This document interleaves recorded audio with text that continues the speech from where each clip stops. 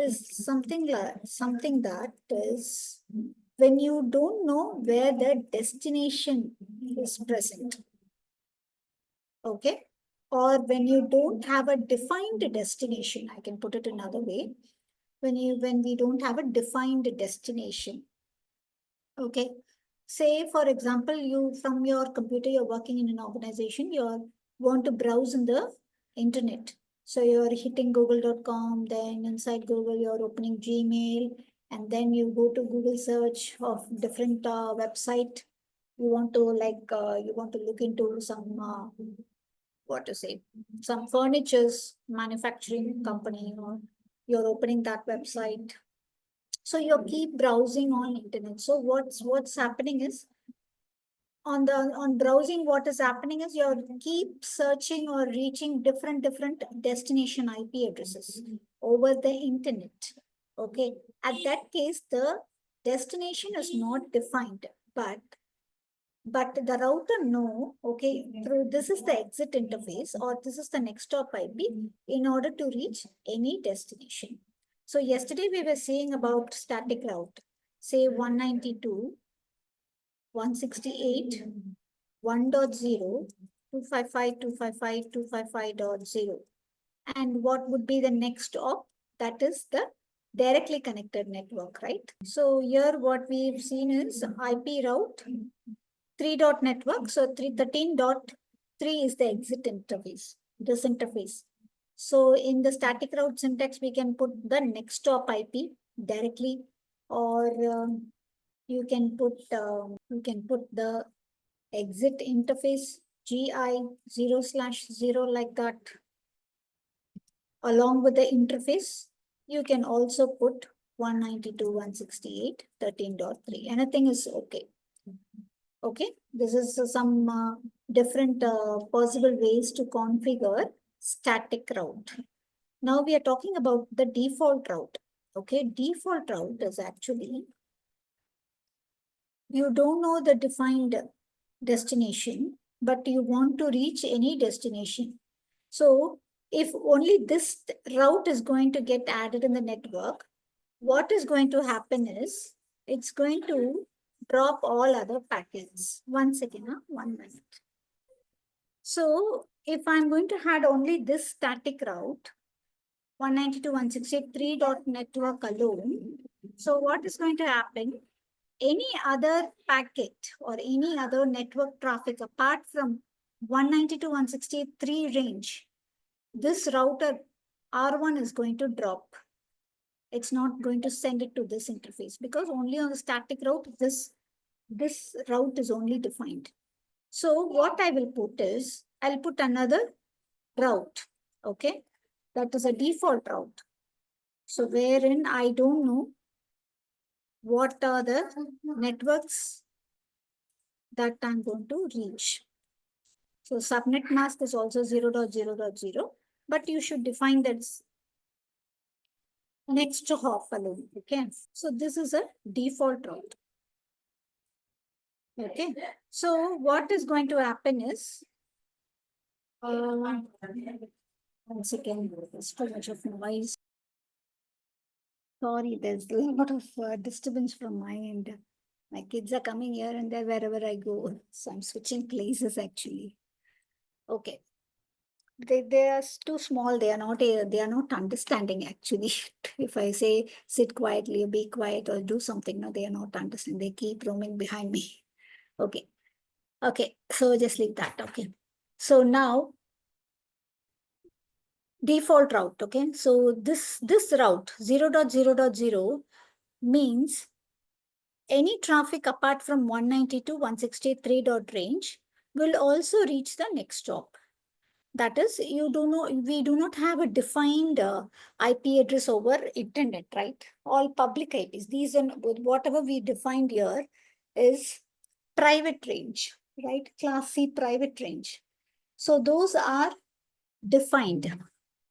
On the public end, it is not defined. So even we have an internet proxy on the service provider end. So through proxies, many IP addresses are being routed. So we don't know anything.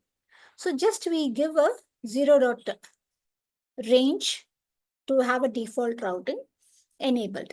So this is default routing. Another routing, we call it as floating static route. Same applies here also with the next stop IP. Instead of next stop, we can give the interface alone, interface name alone, or along with the IP address alone. So anything will work on the default route end also. Floating static route. So what is floating static route is where we are going to define the AD value. Yeah, just a minute. So how to configure the static route? The 0.0.0. It's simply 0 only. In the Like config. for which interface will configure? No. It's, see, all these IP route commands and all, it's not inside the interface. It is on the global configuration. Yesterday we were seeing, right? Only these are the interface IP addresses.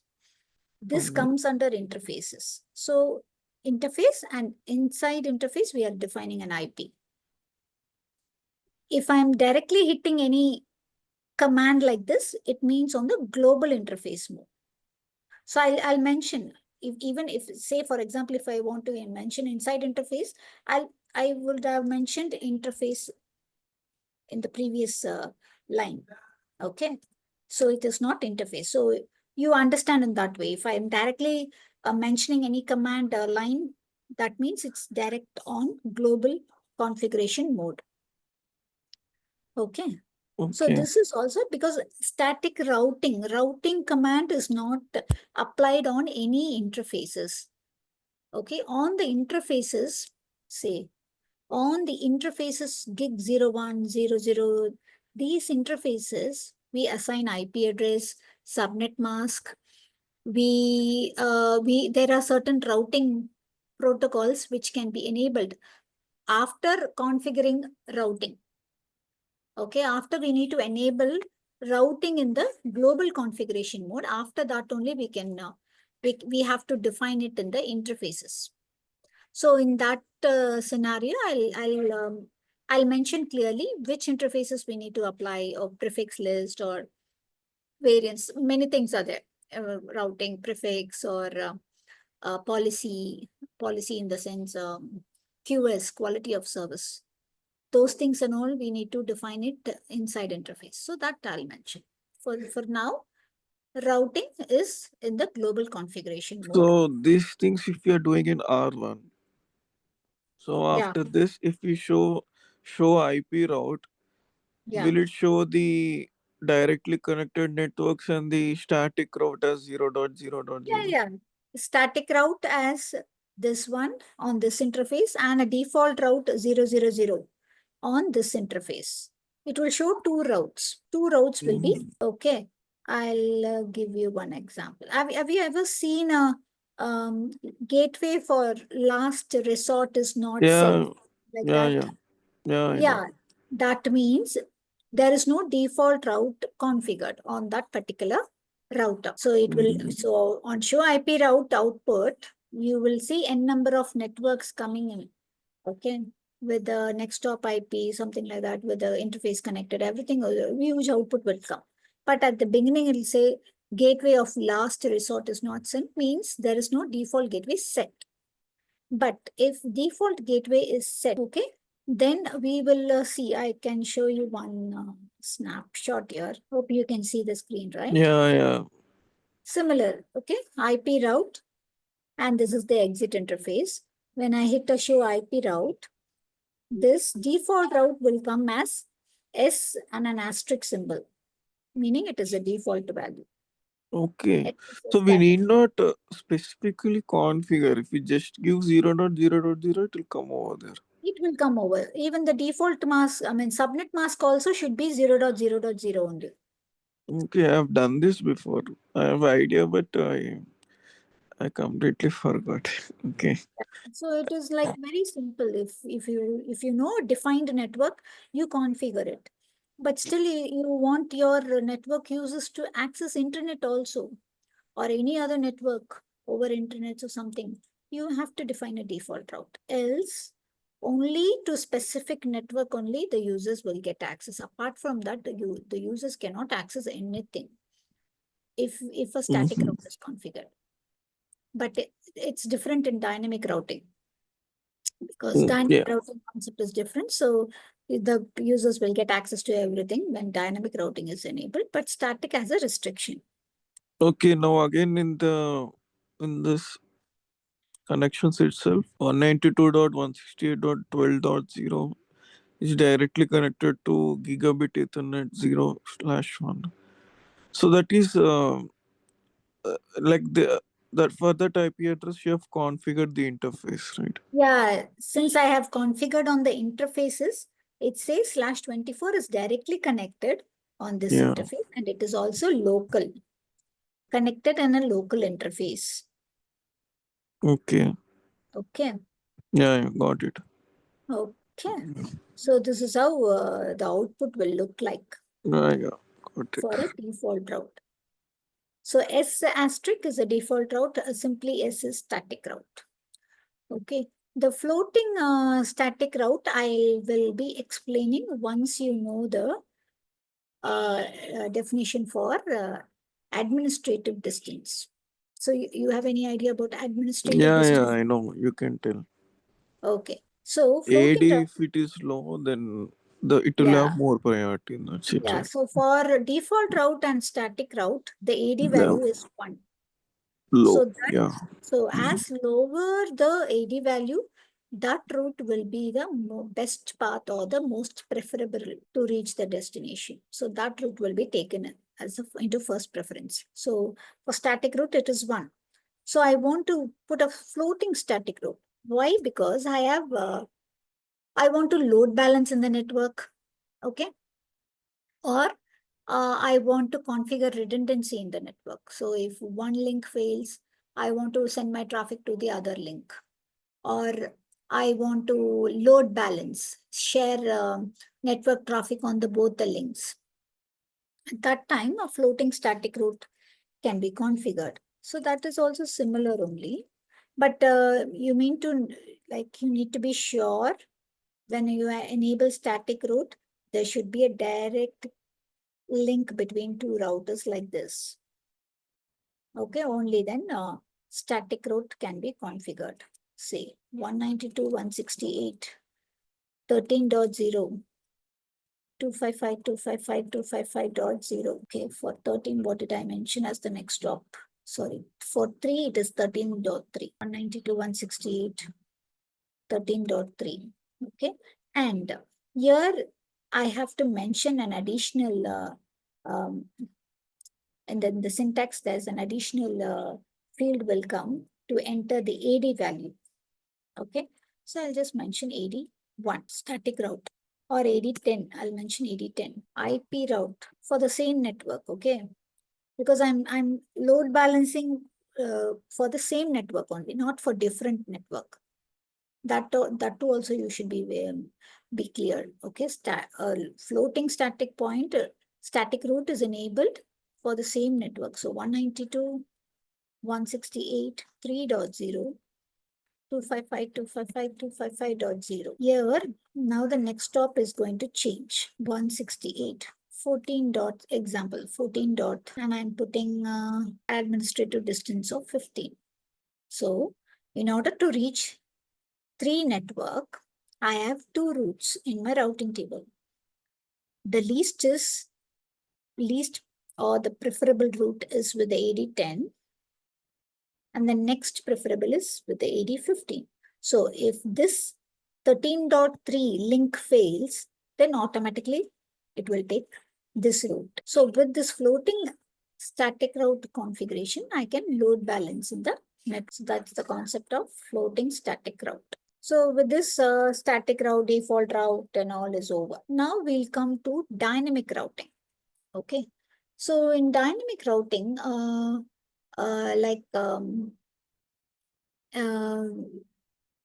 we have only 2 major dynamic routing protocols under 2 categories. Okay. Under 2 categories, I'll put up Sorry again, I'll share the text file, okay? So in dynamic routing, we have two protocols, okay? Major protocols, IGP and EGP. Able to see my screen actually? Yes, ma'am. Yes. The text file, okay. Yeah. IGP is interior gateway protocol. So under these two categories only, all the routing protocols falls. Okay, based on the different routing algorithms, it's been categorized. Okay, so under IGP, we have three major routing protocols classified with link state routing protocol, okay, link state routing, distance vector. Okay, so distance vector, link state, and hybrid comes under IGP, and under EGP, path vector routing protocol. Okay, so link state we have, you must be knowing OSPF, ISIS, right? Under distance vector, we have RIP, version 1, version 2, IGRP, Interior Gateway Routing Protocol. These are all comes under distance vector. On hybrid routing is nothing but a combination of link state and distance vector together, dual algorithm. Okay. There we have EIGRP, Exterior Internet Gateway Routing Protocol. Under path vector, we have BGP, Broader Gateway Protocol. So these are the routing protocols majorly we are still using in the IGP. What is IGP and EGP? Okay, so IGP is nothing but networking or routing is going to happen within the same autonomous system, within the same network. Say, for example, we have a vendor or service provider like Vodafone or Geo, okay? Say Vodafone. So we are going to have networking enabled between Vodafone, only inside Vodafone network. That is IGP, Interior Gateway Routing, okay? Within the same autonomous system. So Vodafone together, or all offices around the globe, everything comes under same autonomous system number only. Whereas EGP, Exterior Gateway Protocol, will connect between different autonomous system, different network, or we call it as different autonomous system number. The difference between IGP and EGP. So here in IGP, OSPF, IGRP or EIGRP is going to connect within the same autonomous system number only. It is not capable of communicating or routing between networks or between different autonomous system. No, it is not capable of doing that. It does not have features of routing between different autonomous number. All these OSPF, IGRP or EIGRP and ISIS, RIP version 1, version 2, and all are outdated. We are not using in the real-time network. Just for study purpose or theory purpose, we have ISIS, RIP version 1 and 2 and all. But real-time, it's not in use. Outdated. Like EGP, path vector, using path vector, the BGP protocol actually does the routing between different autonomous number. It can route networks between any autonomous number, any network in the world. So what is autonomous system is a network of interconnected routers, many routers. Okay, it could be of common administration or different administration. Still, it can be able to interconnect. So that Can is you called. type that definition? Sorry. Can you type the definition, ma'am? Okay, the definition of autonomous. Hmm. So network. It is usually that 65001, that number. Yeah, that is the autonomous system. That is called as autonomous. 65001 is basically we use. but there are many 65002, 65045, many autonomous. So each network has its own autonomous system. So Vodafone, they follow one autonomous system number. Then Jio, they'll have their own autonomous. So each BT, British Telecom, they have their own autonomous. So likewise, there are many autonomous systems dedicated for their own network. So a network, next, like we were talking about, okay, so this is all about just what are the protocols comes under which category of routing protocols is what we have seen. But in detail, we'll be seeing each protocol like OSPF will be seeing EAGRP and BGP. These are the three major protocols we are going to cover in. Next, we are going to learn about the administrative distance of each protocol, each of the routing protocol. Say for directly connected network, directly connected, okay, I'll put the heading, routing protocol and its AD value. So for any directly connected network, that is nothing but earlier we have seen in the static route output, right? Like CL will come, right? So if any network or IP assigned on the direct interface of the router, that is called as a directly connected network. For that network, the AD value is 0. That means it is like the best. So as lower the AD value, that is the most best path. eBGP, external BGP. So in BGP itself, there are two classifications: internal BGP and external BGP. For eBGP, that is nothing but routing between two autonomous or different autonomous. That is eBGP.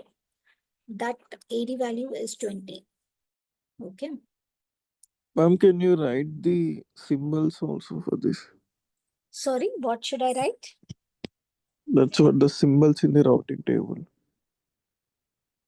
Symbols. The letters which they are presented in the routing table. The routing table I've shown in an output. That one Yeah, you. like in connected it is C, right? For static it will be a star. EAGRP Okay. it will be. Likewise, yeah, I'll cover next topic as.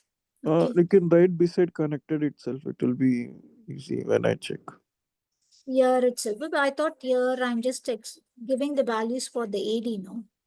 You want to mention it here itself. Because in routing table, I won't see the full name. No, ma'am. I'll just see the letter. So when I'm practicing, I can go through this notepad and I can check the alphabet that is related Yeah, I to. can give you. Yeah. For all the routing, no, yeah, I'll give you. First, let's cover this. I'll write it, but still. For external BGP, for EIGRP, okay, for EIGRP internal, the AD value is 90. So any EIGRP, it's by default is 90. Okay, if at all the routes are getting advertised only within the, it is 110. So when compared to EIGRP, OSPF, which routing you want to use, is better to use EIGRP. But still, network administrators, they use OSPF as their routing protocol. Why? Because the OSPF has some features, additional features like summarization on the link state. So there are certain features which they feel more advantageous or more specific to the routes. So they'll use OSPF. But EIGRP is just a flat configuration. Just like that, you enable EIGRP, that's it. With certain 3 to 4 syntaxes only. So you can enable EIGRP easily. ISIS is having a value of 115. RIP, it is 120. EIGRP external, it is 17. Internal eBGP we mentioned, right? So it is iBGP. Internal BGP is 200. So these are the administrative distance value for each of the routing protocol. So IS is mentioned or will appear as a small I. Next is EAGRP, EX. EX for external, ES external, OSPF, OA. In OSPF itself, we have different routing with the intra area or NAS external type. Type 1, type 2 and all. For that and all, we'll cover in OSPF. OSPF is mentioned, okay, fine. EX is external. These and all we are not using, so not mentioning these things for RIP, ISS and all. So we'll add for when we come to IGP, EGP, BGP, we'll add this thing. Anyways, I'm going to save this, right? We are going to edit this. So this is about the routing protocols and its administrative distance. So the least or the best route is static route, because our routing information of the packets is not going to go or get advertised in any of the network except for the network which I'm going to define in the next op. So that is predefined. So that is most preferable. Apart from that, what is best is what EAGRP we'll use, or we'll use OSPF. Okay, if it is going to be with the different AS, okay, then it is BGP. Even though it is having 200, okay, as the AD value, still we have to use only. So how the network path is getting selected, on which parameters, or what are the main components used for selecting the best path. So a router identifies the path where the packet should be going, okay, based on the prefix length, that is programmed in the information base, okay. Based on this program only, the router is sending. So what is FIB? FIB is programmed through the routing table, which is also known as RIB. RIB is routing information base. So our FIB is nothing but RIB. So those two are together only. Okay. So RIB is composed of the routes presented from the routing protocol process. So what is routing? So we were talking about routing table. So that is nothing but the routing information base. That is called as routing information base. So what will be contained in the routing information base is nothing but the routes or the best routes a packet should be designed for, to which destination it should be designed for. That is available in the routing information base. Simply we call it as routing table. Okay. So here, how the path are going to be selected with three main components. The first one is prefix length, PH, prefix length.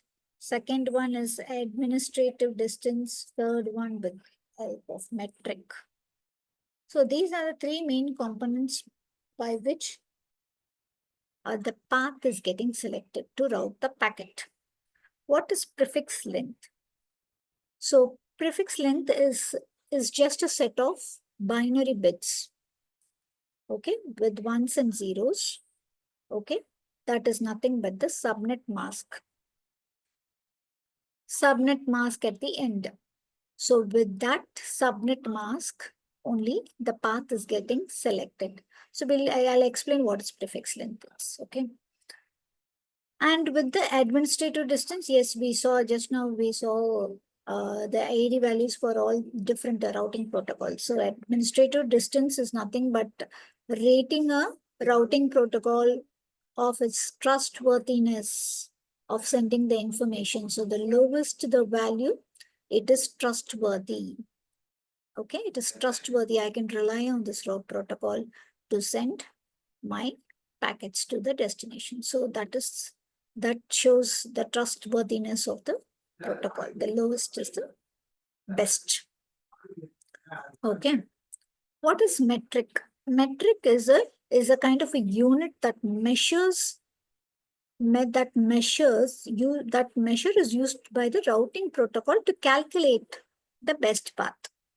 The metric vary from protocol to protocol. So each protocol has its own metric.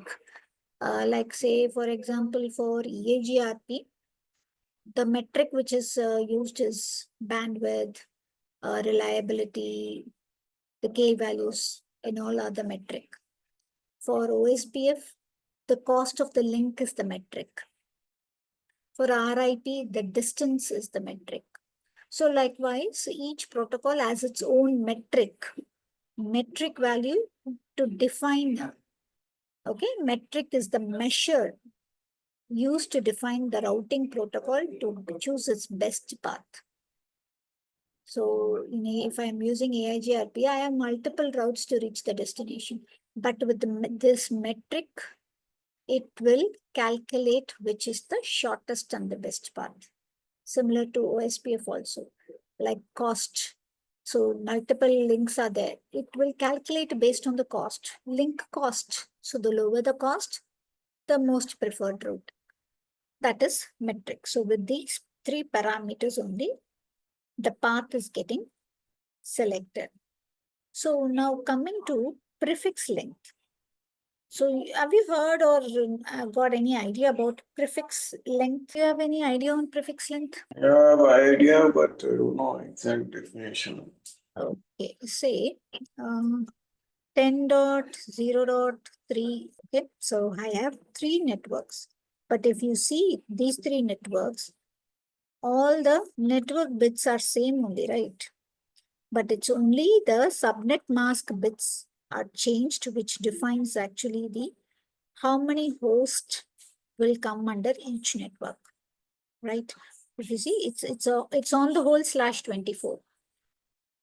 It's on the whole, it's a /24 network, but inside that /24 only, /26 and 28 comes in. Inside 24 only, 26 and 28 comes in. You agree with that, or you're clear with that, or you want to explain that? Oh, I did not understand. Okay. So let's first go to /24. So in a /24 network, so what will be my starting IP address? 10.0.3.0. Okay. What is my ending? 10.0.3.255. What is my subnet mask? 255.255.255.0. This is for a /24 range, correct? 24 is representing my subnet mask. So 24 network bits. So 255.255.255.0. So you got this clear /24 range? 24 means 24 ones, right? Yeah, 24 ones. So Once last three, this 255.255.255 represents the 10.1. that is the subnet mask. So see, 24 subnet mask, 26 is subnet mask, 28 is subnet mask. Okay. Yeah, for the 24 subnet mask, this is the third one present, right? For 24 subnet mask, what will be my network IP? What will be my broadcast IP?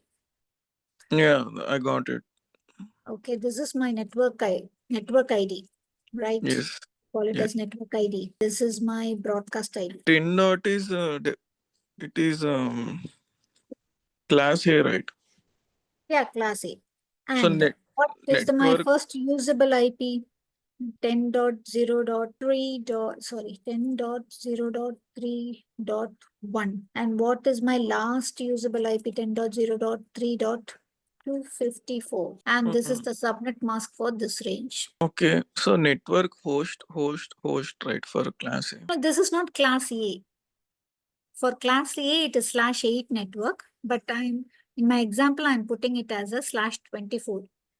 Similar to class C, but just forget about class A, B, C now, okay? How come you're able to decide .0 as a network ID? Like there's only one host bit? Which zero you're talking about, this zero? Yes. Or this zero? No, This the zero. In network ID, if zero, you are that is able the, to turn all the host bits into zero, it is a network ID. So how did you decide that there is having only one That host. is the starting IP address. No, this is the network I'm going to define. Okay. So 000 is the network. See, what is okay? I'll just concentrate only on 254. Oh, sorry, 24/24. Okay, /24. If I'm going to put in binaries, how it will be? 1 1 1 1 1 8 ones, right? 0 0 0 0, right? This is how it's represented, right? /24. Yes. Correct. Okay. So with this /24, I want to calculate for this range, what will be my first IP address. So first IP address and what is my last IP address. Right. So Yes. anyways, So you're we're starting. representing a class A IP address with 24 CIDR Yeah. notation. So So that it's will be becoming class C. class C, yes. So It's 10, kind of 0, different 3. notation. Yeah. Okay. No, you'll come across many things like this. Many things like this in the real network. But okay. Okay. For you Yeah. to for you to make it easy, I'll put it 192. Okay, so that you will not be confused. It's easy now. Yeah. No, it's easy. First I'll remove that confusion. You'll see that is the subnetting actually. That's why we are using subnetting. On the private ranges itself, I cannot still rely on /8, right? /8 has huge number of hosts connected. But with subnetting process, I'm using a private range and I'm optimizing it to a /24 network so that it contains only 254 usable IP addresses. So you can convert a class A to class C by subnetting. No, at that time I cannot say it as a class C. If I want to say as Oh, class it's A, B, C, then whatever fixed subnet mask I'm going to use, that should be used. Only then I can define it as class A, B, C. If I'm changing the subnet mask, okay, VLSM by using VLSM subnetting, CIDR subnetting, then if I'm changing the CIDR okay. full classless subnetting applied, then I am not going to call it as class A, B, or C. Forget about that. It's just only a private range, private IP range. Okay, for utilizing the maximum of the channel, we use subnetting. Okay, simply I'm just putting 192.168. So now it is easy for you. So 192.168 3.0 has, so with the /24, this is how I can split the usable IP addresses on what is my network ID, broadcast ID. Fine. Next, so these three routes are available in my routing table. Okay. Okay, these routes are available in my routing table. I have configured a static route. Okay. And for this network, I have configured IP route 192.168.3.0 with this subnet mask and with the next hop as 10.1.1.1. Okay. For this network, next hop is 10.2.2.2. Okay. For this network, 10.3.3.3. Okay. This is how I have configured static route in my network. So for this network, I have split it like this, the network ID, broadcast ID, to make it clear. Again, now for 26. Okay. For 26 range, 192.168, 3.0 is the first. If you are good in subnetting, then will be easy for you. 192.168, 3.1 is the first usable IP. 192.168.62 is the last usable IP. 192.168, 3.63 is the broadcast ID.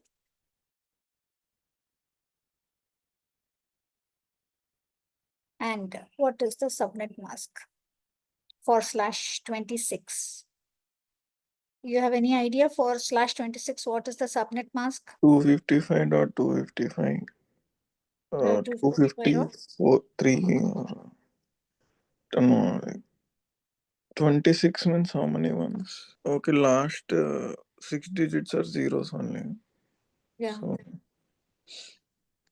So what is 190, 128 plus 64, yeah. 132, 192. So this is my subnet mask for this range. That is my So 192.168.3 dot 3.63 is there, right? But 3.192 should be the broadcast ID, I think.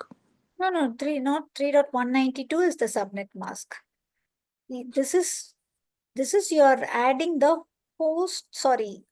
you're adding the network bits once, right? So on the last octet, it is something like this. This is on the subnet mask end. On the host end, how it will be like 63 is 00, 11, 11, 11. So if you add this, it will come 63.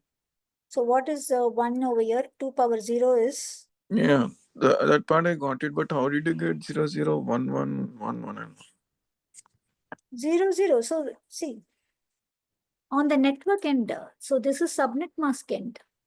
Okay. Okay. This is subnet mask. Subnet mask, I have 2 network bits. So when you sum up 2 network bits, Yeah, that part you're I getting understand. 192. So remaining all host bits only, right? So in order to Okay. calculate the host IP address, I am putting host bits as 1, subnet mask as 0, 0. Okay, So, network ID, the host bits will become 1 and the network bits will become zeros. Yeah, yeah.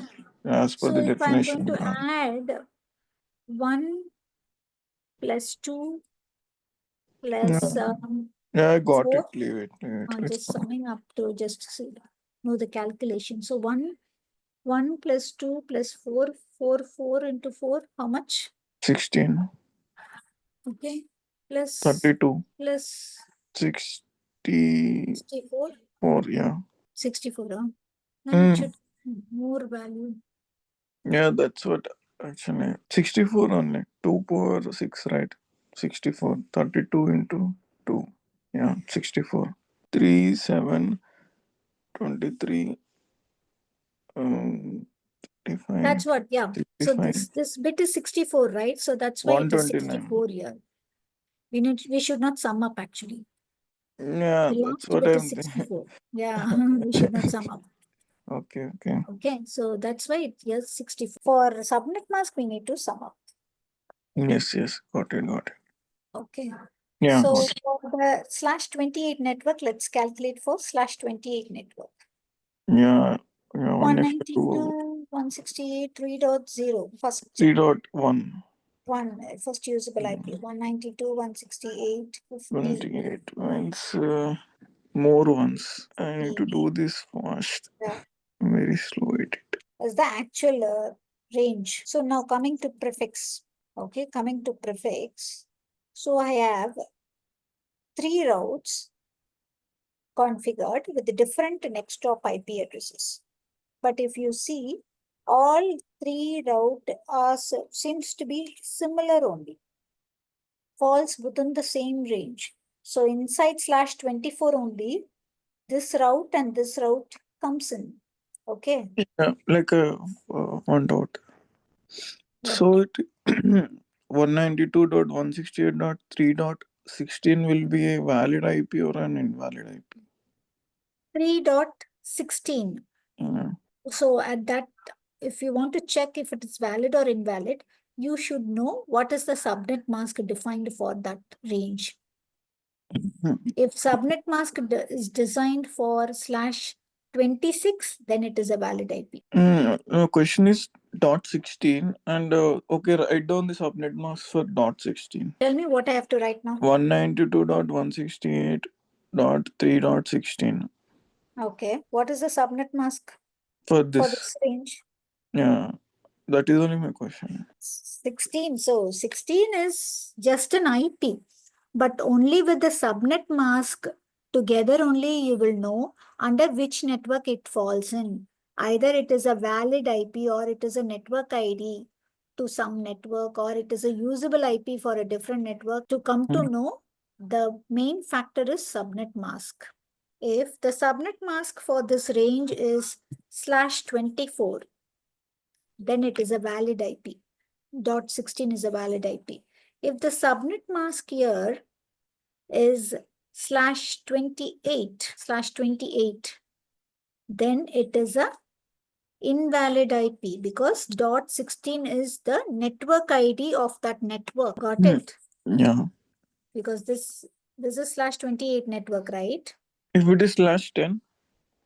So this is again, so 192.168.3.16 is going to begin as the network ID of the next network or a different network. 17 is the first usable IP. Okay, so So if okay. 16 with the mask of /28 is not a usable IP. 16 with the mask of /24, yes, it's a usable IP. 16 with the mask of /16 is again a usable IP. Okay, just by looking at the IP address, we can't decide whether it is valid or not. No, we cannot decide it's a usable or a network ID along with the subnet mask, and any IP should be configured with subnet mask. Even if you configure it on your PC or on your PC, you should define an IP with the subnet mask. You want to configure, apply any IP address on a server, you should configure with IP address, subnet mask, and a default gateway. With all these things in three fields only, IP configuration is complete. Actually. Okay. If you miss anything, then it will not allow to save the config or move to the next page. Next part. Can you give me some examples of invalid IP? Actually, they're asking, like in the questionnaires, I'm getting some MCQ questions as to find out the invalid IP address. At that time, that question also contains the subnet mask value slash with the /250/24 or 26, something like that. No, they've just given IP address and that's it. That time they'll not say. Or can you give me the question, the complete question, so that I can tell you the answer or explain you? Okay, I'll write down the question and give it to you in the next class. Yeah. Currently, I don't have. Yeah, whenever you come across that question, no, just make a note of it. You share it in the class. What I was telling is for /24 itself, okay, in this range itself falls these two networks. So /24 until 255 IP addresses I have, 254 IP addresses I have. Inside that only this 62 also comes here. Again, this 15 also comes here, 14.1 also comes here. Okay, but these are again subnetted and splitted into small networks and routed to 3 different next top router. As it is defined like this, I want to send a this thing traffic. I want to send a data to a specific host. So on that scenario, which IP address it will choose? Say if a packet needs to be forwarded to 192.168.3.192.168. I want to send, I want to reach this host, okay? Which next stop I will use here? So I've given all in detail for each network, what are the usable IP and all. So 14, I want to reach an destination IP 14. Which host or which next stop I will be reaching here? Because through next stop only I have to reach, it's defined in the router, right? These three networks are not inside my network, it's outside network, outside my router. 10.3.3.3 will be. 14 is the IP address, destination IP, to which next stop it will go, the network traffic will go. 10.1.1.1. So this is more specific route, right? When I have a more specific route in my routing table, it chooses that path. Say if 192.168.3.42, which next stop I will use? 10.2.2.2. Yeah. So again, most specific route is being selected for the path. The path is being selected by the router, right? So this is the prefix length. We call it as prefix length. Battery is running low. Anyways, we'll close the session, okay, in another 5 minutes. So with this prefix length, how the path has been selected, the routing path is getting selected. That is what is what I was trying to explain to the most specific route. Okay. So with this, most specific is this one. So the path, the next stop has been selected. Unnecessarily, I need not go to dot 3, 3.3.3, again search for the entire range. No, not possible. If I reach this router itself, I'll reach the destination. This is 255. So it's going to broadcast, it's going to search to the entire network, then see where it is located and all. It's again the routing process is going to be a big process if I'm going to choose this next hop. That is prefix length. Administrative distance we already saw. And the metric is what we are going to see in each of the routing protocol. What is the metric? And with this, how the path is being selected, right? So this is for the today's class. So path selection, we have covered only these 3 components. So tomorrow we will start with the algorithms, different algorithms used on different routing protocols like link state, hybrid, distance vector, path vector and all. Okay, ma'am. With that After this, what topic you will teach? Yeah, after the algorithms, algorithm is just like, I'm not going to explain in detail of each algorithm. It's just what is distance vector is, what is link state is, what is hybrid and what is path vector. Under each routing protocol, what are the protocols coming in like OSPF, EIGRT, BGP are the major things we are going to cover. So by this week, I'm just targeting to complete the routing, these 3 routing protocol. Maybe by before Friday, I am targeting to complete. Let's see. After this? After this, I'm planning to cover small topics, theory topics. After that, wireless. And then we have virtualization, architecture and all. So there are small topics as well. QoS, forwarding and all. Quality of service. So we'll cover those small topics. Those are all theory only. Just you want to know what it is actually, the concept is. So we'll cover. Okay. Automation will cover at the end. Then. Yeah, and automation, I still have not went through what is there in the automation part because that is new in the CCNP syllabus. I'll have to see what is there in the automation. Okay, ma'am. Okay. Thank you. Okay. Yeah, thank you. We'll see tomorrow then.